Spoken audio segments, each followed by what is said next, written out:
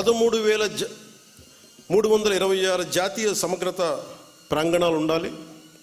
13,326 జాతీయ సమగ్రత స్తూపాలు ఉండాలి. ఇది దయచేసి దీన్ని ఎలా తీసుకెళ్తాం, దీనికి కావాలంటే నేను క్యాబినెట్లో కూర్చొని గౌరవ ముఖ్యమంత్రి చంద్రబాబు నాయుడు గారితో మాట్లాడి, అవసరమైతే కేంద్ర ప్రభుత్వంతో మాట్లాడి, ఇది చాలా చాలా అవసరం ఇప్పుడున్న పరిస్థితుల్లో. ఉగ్రవాదం పెట్రేగి పెరిగిపోతున్న పరిస్థితుల్లో గ్రామాల నుంచి బలమైన వ్యక్తులు ఉంటేనే, దేశ వికాసానికి బలపడే వ్యక్తుల సమూహం ఉంటేనే గ్రామాల్లోనే మన దేశానికి ఏదైనా చేయగలం, తద్వారా మనం లాభపడగలం. మనకి ఉనికినిచ్చిన మన దేశాంతాలకు మనం భాగస్వాములు కాకపోతే, ఇది నాకు సంబంధం లేదు, నా కులం కాదు, నా పార్టీ కాదు, మా ఏరియా కాదు అనుకుంటే అలా కుదరదు.